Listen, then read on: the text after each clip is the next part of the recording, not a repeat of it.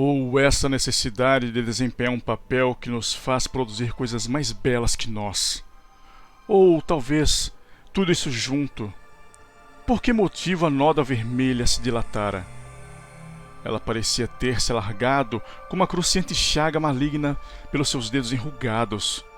Havia sangue nos pés do retrato, como se neles o sangue houvesse gotejado. Havia sangue até na mão que nos segurara o cutelo. Confessar seu crime? Sabia ele o que isso queria dizer. Confessar-se era entregar-se por si mesmo à morte. Dorian pôs-se de novo a rir. A ideia era inconcebível. Ademais, se ele se confessasse, quem nele acreditaria? Não existia o mínimo vestígio do homem assassinado. Tudo quanto lhe pertencera estava destruído. Ele próprio queimara. Os homens diriam simplesmente que ele enlouquecia. Metê-lo-iam em grades se persistisse na sua história. Entretanto, era seu dever confessar-se, sofrer a vergonha diante de todos e fazer uma expiação pública. Havia um Deus que forçava os homens a contar seus pecados, tanto nesta terra como no céu. Como quer que fosse, nada poderia purificá-lo antes de ele confessar seu crime. O crime. Dorian encolheu os ombros. A vida de Basil-Hall pouco lhe importava.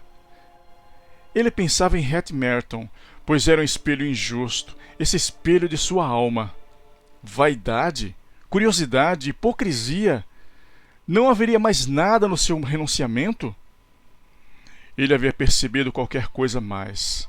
Ao menos, imaginava-o. Mas quem poderia dizê-lo? Não houvera mais nada. Por vaidade, ele a havia poupado.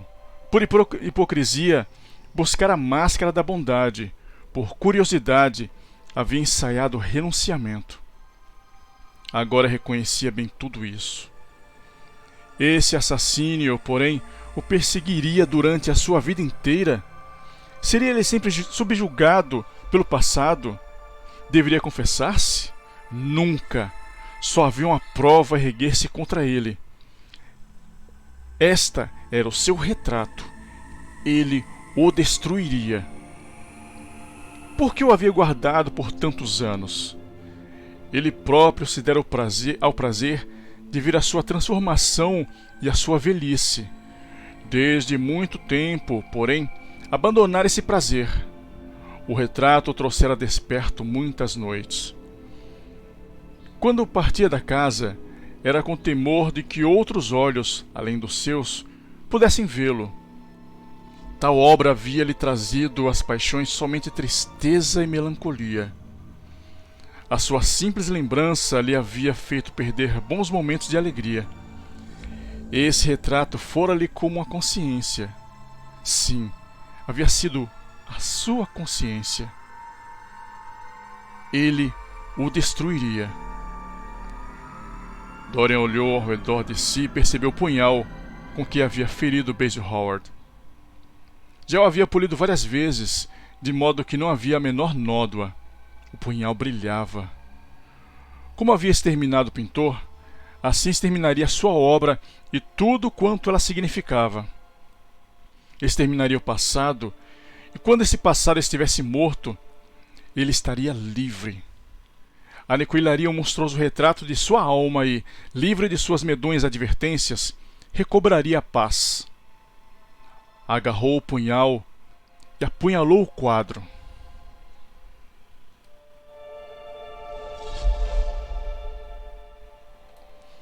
Sentiu seu enorme grito, acompanhado de uma queda.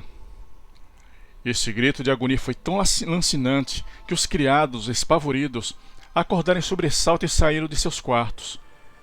2 gentlemen que passavam embaixo, na praça, pararam a observar a grande casa.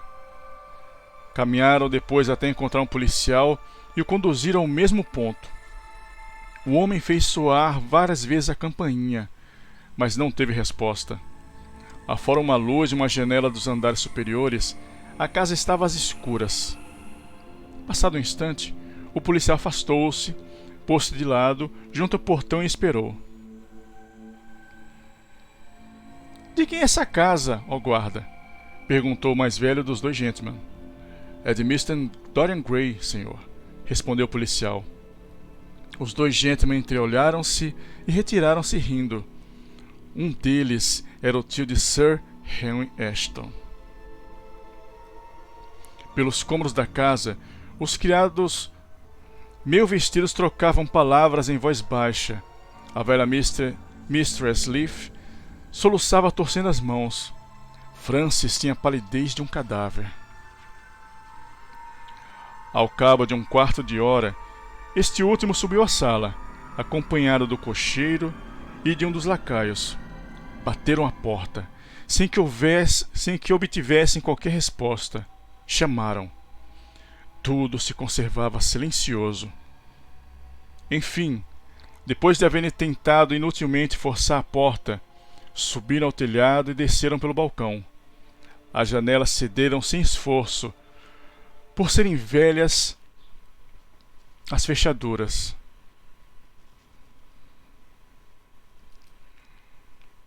Quando os três entraram, descobriram suspendendo à parede um esplêndido retrato do patrão, representando tal como eles sempre o haviam reconhecido, em todo o esplendor da sua estranha juventude e de sua beleza.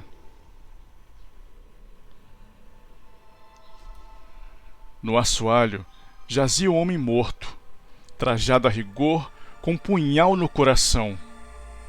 Seu semblante estava macerado, enrugado, repelente. Somente pelos anéis conseguiram reconhecer quem era.